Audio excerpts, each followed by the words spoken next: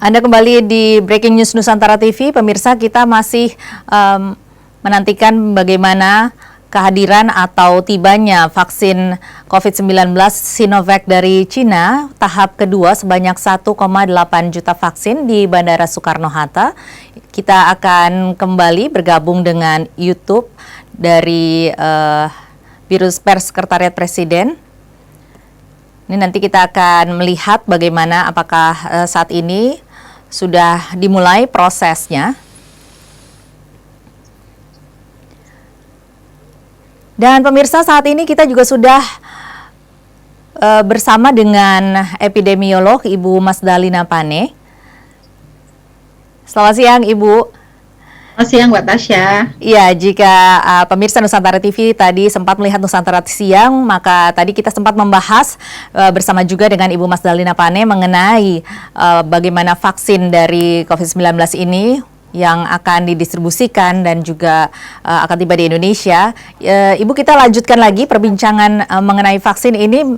Syarat-syarat tadi kan sempat juga dikatakan oleh Irsal mengenai syarat-syaratnya apa saja yang bisa dilakukan ataupun untuk mendistribusikan vaksin ini kepada masyarakat di Indonesia. Ya, jadi yang pertama kita tentu mengapresiasi upaya pemerintah untuk bisa akses terhadap vaksin, dan hari ini sudah insya Allah 3 juta dosis sudah kita terima. Terhadap distribusi vaksin tentu sudah ada sistem imunisasi kita itu sudah cukup baik sampai ke tingkat kecamatan, sampai ke puskesmas. Pemerintah mulai dari pusat itu jadi sistem distribusinya mengikuti sistem distribusi imunisasi dasar yang selama ini sudah rutin dilakukan. Terhadap masyarakat yang divaksin sendiri, pemerintah sudah membuat skema dan prioritas. Saya kira itu sudah cukup baik dilakukan. Jadi prioritas pertama tentu tenaga kesehatan, jumlahnya juga sudah dihitung oleh pemerintah, tetapi tentu tenaga kesehatan ini juga dengan kriteria-kriteria tertentu, seperti misalnya usia tentu 18 sampai 59 tahun, kemudian juga tidak memiliki alergi berat, terus juga komorbid juga terkendali. Jadi hal-hal seperti itu memang sudah disusun dan sudah dilatihkan kepada para petugas vaksinasi. Jadi proses vaksinasi itu tidak hanya sekedar memasukkan vaksin ke dalam tubuh individu, tetapi terutama bagaimana manajemen terhadap vaksin itu sendiri menjadi hal penting. Cold chain, bahwa vaksin tersebut disimpan dalam kondisi yang baik pada suhu tertentu, itu juga akan mempengaruhi efektivitas dan efikasi vaksin. Saya kira pemerintah sudah membuat skema-skema tersebut dengan baik, dan teman-teman di lapangan juga sudah dilatih, sudah ratusan ribu mereka dilatih, ratusan ribu petugas ya, karena kita punya puskesmas sendiri 10.000 lebih, dan masing-masing puskesmas juga dilatih beberapa orang untuk memberikan vaksinasi. Jadi kalau menurut saya dari sisi persiapan pemerintah sudah melaksanakan ini dengan baik. Kita tinggal menunggu emergency use authorization dari Badan POM di Januari nanti. Begitu EUA-nya keluar, maka teman-teman di lapangan juga saya yakin akan cepat bergerak. Oke, EUA ini dikeluarkan berdasarkan apa saja fase-fase yang akan dilakukan oleh BPOM?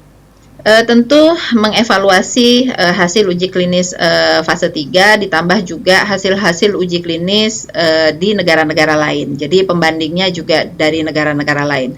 Brazil sudah mengeluarkan hasil uji klinis fase 3-nya. Kemudian di Turki juga cukup baik, hasilnya di atas 90%. Tinggal yang kita tunggu adalah uji klinis fase 3 di Indonesia. Untuk vaksin-vaksin lain, beberapa negara sudah mengeluarkan EUA untuk Pfizer, Moderna. Nah, itu juga hasil uji klinisnya bisa digunakan untuk menjadi dasar keputusan dari Badan POM untuk mengeluarkan EUA. Apa saja sih yang dinilai dari uji klinis tersebut? Tentu efikasi, efektivitas, kemudian juga adverse event atau KIPI ya, kejadian ikutan pasca Baik. imunisasinya, kemudian safety-nya ya, keamanan dari vaksin itu sendiri juga harus dipaparkan dengan sangat detail Baik. oleh para peneliti. Baik. Ibu Mas Dalina, saat ini sudah memberikan konferensi pers Menteri Luar Negeri Retno Marsudi seperti yang telah dijanjikan, kita akan saksikan bersama. Menteri Luar Negeri Retno Marsudi sudah memberikan konferensi persnya. Kemarin, Indonesia telah menandatangani komitmen supply dari Novavax dengan menggunakan platform protein subunit rekombinan yang berasal dari Amerika Serikat sebesar 50 juta dosis. Kemudian dengan AstraZeneca dengan menggunakan platform viral vector berasal dari Inggris juga sebesar 50 juta. Secara paralel, pembicaraan berkesinambungan saat ini juga sedang dilakukan dengan Pfizer yang berasal dari Amerika Serikat dan Jerman. Teman-teman media yang saya hormati, kemarin kita menerima kabar bahwa Emergency Use Authorization atau EUA untuk AstraZeneca telah diberikan oleh Medicine and Healthcare Product Regulatory Agency atau MHRA Inggris. Ini tentunya merupakan kabar yang baik untuk kita semua karena MHRA merupakan salah satu dari 6 stringent regulatory authorities yang memiliki mekanisme reliance dengan BPOM. Melalui mekanisme reliance ini, proses penerbitan Emergency Use Authorization atas vaksin AstraZeneca di Indonesia akan lebih mudah. Hasil Emergency Use Authorization di Inggris ini dapat dijadikan basis dan review dikeluarkannya Emergency Use Authorization di Indonesia.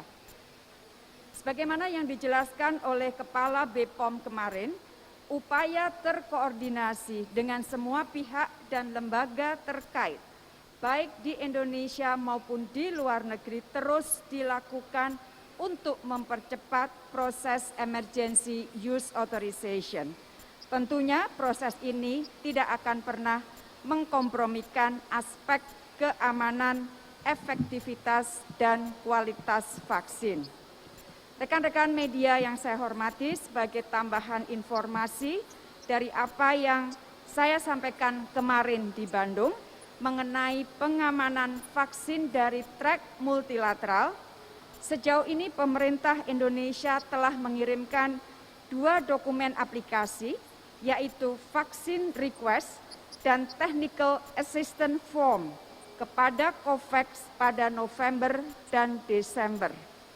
Selanjutnya melalui diplomasi kita juga akan terus mengawal submisi dokumen lainnya, yaitu vaksin request form part B mengenai indemnifikasi yang menurut rencana akan kita serahkan pada 8 Januari 2021 dan juga cold chain equipment atau CCE support request terkait dengan kapasitas teknis penyediaan sistem pendingin vaksin pada kuartal pertama tahun 2021. Kementerian Kesehatan dan Kementerian Luar Negeri serta pihak-pihak lain akan terus berkoordinasi erat untuk memastikan semua infrastruktur logistik vaksin di dalam negeri sesuai dengan kebutuhan jenis vaksin yang dipesan dari track multilateral ini. Demikian rekan-rekan media yang saya hormati, apa yang dapat saya sampaikan. Selamat Tahun Baru 2021, tetap patuhi 3M. Memakai masker, menjaga jarak, dan sering mencuci tangan. Semoga Allah melindungi kita, melindungi bangsa Indonesia. Terima kasih. Ya, pemirsa, baru saja kita ikuti konferensi pers yang dilakukan oleh Menteri Luar Negeri Retno Marsudi. Kita kembali dengan Mas Dalina Pane, epidemiolog. Ibu Mas Dalina. Ya Mbak Tasya. Ya, Ibu Mas Dalina, ini memang vaksin yang rencananya akan didistribusikan di Indonesia kan memang tidak hanya satu, tetapi ada beberapa. Dan juga ini salah satunya adalah Sinovac dari Cina yang sudah tiba di Indonesia, dan tadi sudah kita dengarkan bersama keterangan pers dari Menteri Luar Negeri Retno Marsudi. Kita masih menantikan juga keterangan pers dari Menteri Kesehatan Budi Gunadi Sadikin. Kita akan lanjutkan lagi perbincangan setelah konferensi pers yang dilakukan oleh Menteri Kesehatan berikut ini. Melayani seluruh masyarakat. Sejak Bapak Presiden memutuskan di rapat Kabinet terbatas di hari Senin, kami langsung tidak ada hentinya terus bekerja. Pemerintah terus bekerja, tidak kenal siang dan malam, hari libur maupun hari kerja.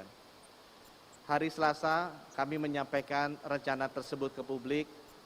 Hari Rabu kemarin, Bio Farma sudah menandatangani perjanjian pemesanan 50 juta vaksin dari AstraZeneca dan juga dari Novavax. Keduanya berasal dari Inggris dan juga berasal dari Amerika. Dan hari ini kita menyaksikan bersama datangnya batch kedua dari vaksin Sinovac ke Indonesia. Insya Allah dengan doa seluruh rakyat Indonesia, kami harapkan sebelum rakyat Indonesia kembali masuk bekerja di bulan Januari, insya Allah vaksin ini sudah bisa kita distribusikan ke 34 provinsi Indonesia untuk kita bisa mulai program vaksinasi ya bagi para tenaga kesehatan kita. Yang saya ingin titip pesan ke teman-teman sekalian, program vaksinasi adalah salah satu strategi utama untuk menyelesaikan masalah pandemi ini. Dibutuhkan waktu lebih dari 12 bulan untuk kita menyelesaikan program vaksinasi ini. Untuk itu, teman-teman, jangan lupa untuk selalu mentaati protokol kesehatan. Dengan berjalannya program vaksinasi ini, kita justru harus tetap menjalankan protokol kesehatan. Mencuci tangan, memakai masker, dan menjaga jarak. Mudah-mudahan apa yang kita lakukan di sini bisa diikuti, bisa dikerjasamakan, bisa didukung oleh seluruh rakyat Indonesia. Karena tidak mungkin pemerintah bisa melakukan ini sendiri. Saya percaya bahwa bersama kita bisa. Terima kasih. Wassalamualaikum warahmatullahi wabarakatuh. Baru saja kita juga mendengarkan keterangan pers dari Menteri Kesehatan Budi Gunadi Sadikin. Kembali ke Mas Dalina Pane. Ibu Mas Dalina. Iya, ini seperti yang saya tadi sudah katakan bahwa vaksin yang akan didistribusikan di Indonesia ini Sinovac hanya salah satu dari antara beberapa vaksin yang akan didistribusikan. Mungkin bisa diberikan penjelasan ada berapa vaksin dan berapa jumlahnya kira-kira, bagaimana skemanya ini? Ya, 2 hari yang lalu Pak Menteri sepertinya sudah menjelaskan dengan sangat detail ada 4 jenis vaksin. Dan jumlah-jumlahnya saya kira sudah beredar banyak di media sosial. Saya kira rilis dari Menteri Kesehatan terhadap pengadaan vaksin kita sudah cukup banyak. Cuma yang menjadi catatan kami bahwa kita hanya melakukan uji coba hanya pada 1 vaksin, yaitu Sinovac saja. Dan 2 hasil uji Sinovac di Brazil dan di Turki itu ternyata hasilnya berbeda cukup jauh. Iya, betul. Nanti kita akan melihat bagaimana hasil uji coba di kita. Nah, yang jadi pertanyaan tentu bagaimana 3 vaksin lainnya yang tidak dilakukan uji coba di Indonesia. Sah-sah saja menggunakan hasil uji coba di negara-negara lain seperti tadi dikemukakan Bu Menteri Menlu Bu Retno Marsudi bahwa AstraZeneca sudah diterima EUA-nya dari Inggris. Tentu itu sudah diuji coba di sana. Jadi ini jadi catatan kita juga ya, catatan penting kita bahwa ada beberapa jenis vaksin yang masuk ke Indonesia itu tidak dilakukan uji coba di kita dengan segala kelemahannya lah ya. Jadi Fungsi kita para epidemiolog tentu juga akan melakukan evaluasi terhadap program vaksinasi ini, apakah memang program vaksinasi ini akan terbukti untuk menurunkan jumlah kasus kita, tentu disertai dengan testing yang tetap sesuai standar, dan ataukah ini akan bisa menurunkan angka kematian kita yang saat ini cukup tinggi. Jadi evaluasi terhadap program vaksinasi tentu ada toolsnya, dan kita akan mengikuti tools itu untuk terus mengevaluasi program vaksinasi COVID ini, Mbak Tasya. Karena ini kan masih 12 bulan ke depan prosesnya. Iya, betul, seperti yang tadi dikemukakan oleh Menteri Kesehatan Pak Budi, karena butuh lebih dari 12 bulan bahkan. Dan ini memang seperti yang Ibu katakan tadi, memang ada perbedaan antara kualitas ataupun kemanjuran dari vaksin, di mana uji klinis fase atau tahap ketiga ini dari Turki dan juga dari Cina berbeda begitu ya Bu ya, dan perbedaannya ini cukup jauh. Nah, ini bagaimana kita menyikapi hal tersebut? Karena tentunya perbedaan ini seperti yang Ibu katakan tadi, yang kita hanya lakukan uji klinis fase atau tahap ketiga ini kan hanya untuk Sinovac saja ya? Iya, jadi ini perbedaan antara uji klinis di kan uji klinis itu dimulai dari laboratorium, kemudian pada populasi terbatas. Sinovac sendiri dilakukan pada 1.620 subjek ya. Jadi begitu dia dirilis atau diimplementasikan di lapangan pada ratusan juta penduduk, tentu baru akan terlihat berbagai side effect, dan side effect-nya kita berharap ringan lah ya, ringan, tetapi terutama kepada efektivitas untuk melakukan perlindungan terhadap individu. Jadi ada beberapa poin yang harus dievaluasi, dan evaluasi itu berjalan sepanjang waktu. Jadi kita juga akan mencoba melakukan evaluasi impact dari vaksin ini terhadap penurunan kasus COVID-19, tapi tentu saja disertai dengan testing yang masih tetap sesuai standar, seperti saat ini sendiri belum sesuai standar ya, testing kita masih di bawah dari standar. Jadi menurut saya evaluasi itu penting untuk dilakukan secara berkala ya, setidaknya setiap bulan. Kalau kita biasanya melakukan evaluasi itu setiap minggu. Jadi nanti kita akan lihat hasilnya, karena kalau kita lihat sepertinya beberapa negara sebenarnya sudah melakukan vaksinasi jauh lebih cepat dibanding kita. Sputnik Rusia mengklaim bahwa mereka sudah melakukan proses vaksinasi itu sejak bulan September. Cina juga sebenarnya sudah melakukan proses vaksinasi itu. Nah, nanti kita akan lihat apakah benar proses vaksinasi itu kemudian menurunkan jumlah kasus COVID-19 di negara masing-masing. Nanti juga akan rilis, sepertinya Worldometer juga akan rilis vaksinasi dan kasus. Nanti kita bisa lihat fakta lapangannya. Iya, dan mudah-mudahan juga vaksin merah putih akan segera dirilis juga ya Bu ya, karena rencananya ini kan dan juga seperti yang diberitakan seharusnya ini sesuai dengan keadaan di Indonesia. Iya, dan sesuai dengan rilis dari WHO juga, ini juga seharusnya vaksin ini juga kita tidak mengandalkan sepenuhnya kepada vaksin saja dan kemudian kita menjadi kebal, tetapi harus tetap menjaga 4M, mencuci tangan, menjaga jarak, memakai masker, dan juga menghindari kerumunan.